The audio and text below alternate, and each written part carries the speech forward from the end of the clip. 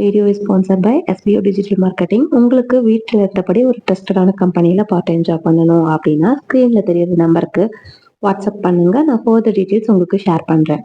Skip பண்ணாதீங்க. பெரிய தப்பு. தினம் 300 ரூபாய் சம்பாதிக்க அரிய வாய்ப்பு. இன்ஸ்டாகிராம், Facebook பயன்படுத்த தெரிந்தால் போதும். Content post and content publishing மூலமா தினம் 300 ரூபாய் சம்பாதிக்கலாம். இந்த வேலை செய்ய 5 நிமிடம் போதும். Work training support, group communication support, all language customer live chat support, முக்கியமா சொந்தமா ஒரு பிசினஸ் ஸ்டார்ட் பண்ற அளவுக்கு உங்களால கற்றுக்கொள்ளவும் முடியும், சம்பாதிக்கவும் முடியும். இந்த வேலை வாய்ப்பு வழங்குவது 5 வருடத்திற்கு மேல ரன் ஆகிட்டு இருக்க நம்ம தமிழ்நாட்டு company school of business organisation private limited. மேலும் விவரங்களுக்கு டிஸ்கிரிப்ஷன்ல கொடுத்திருக்க நம்பருக்கு வாட்ஸ்அப் பண்ணுங்க.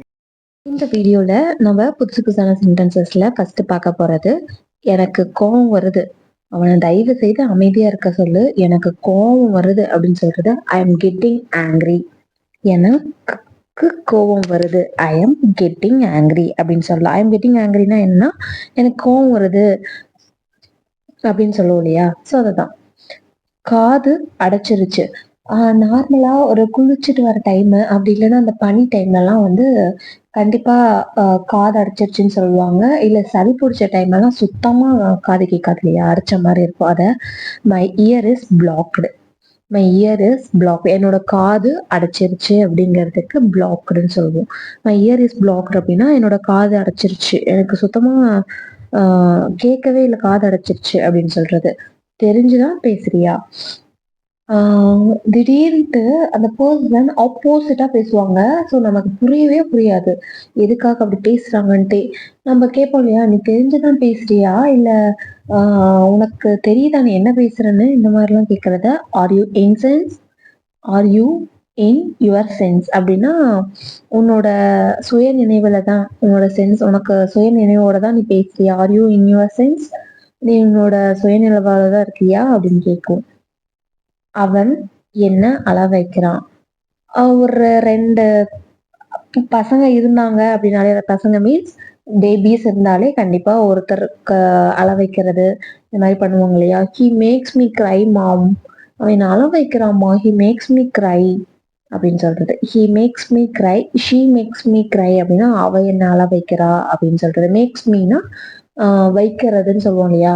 அததான் வந்து மேக்ஸ் மீ அப்படின்னு சொல்லுவோம். நான் இந்த சாப்பாட்டை சாப்பிட்டதே இல்லை. ஏதாச்சும் ஒரு ஃபங்க்ஷன் போயிருக்கோம்னு வச்சுக்கோங்க.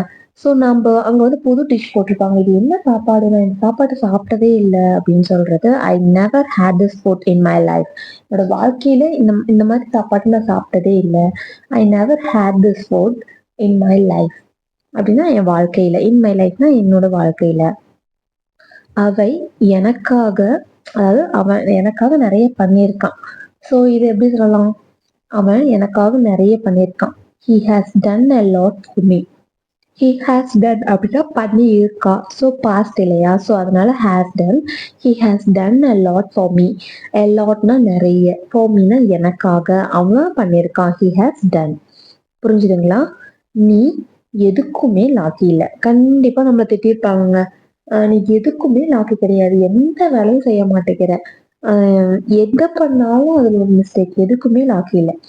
You are not good for nothing. Nothing அப்படின்னா எதுக்குமே இல்லை. நாட் குட் ஃபார் நத்திங், எதுக்குமே நீ வந்து லாக்கி இல்லை அப்படின்னு சொல்றது. You are not good for nothing. ஜெயிக்கிறதுக்கு உழைக்கணும். இது எப்படி சொல்லலாம்?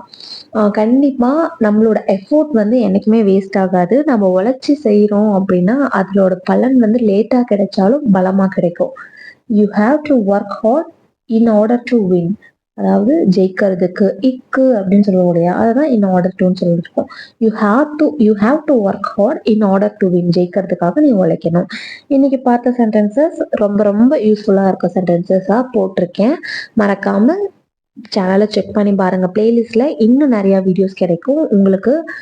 எக்ஸ்ட்ரா இங்கிலீஷ் வேர்ட்ஸ் கத்துக்க ஸ்போக்கன் இங்கிலீஷ் கிளாஸ் நடத்துங்க அப்படின்னு சொல்லிட்டு ஒருத்தர் சொல்லியிருக்காங்க.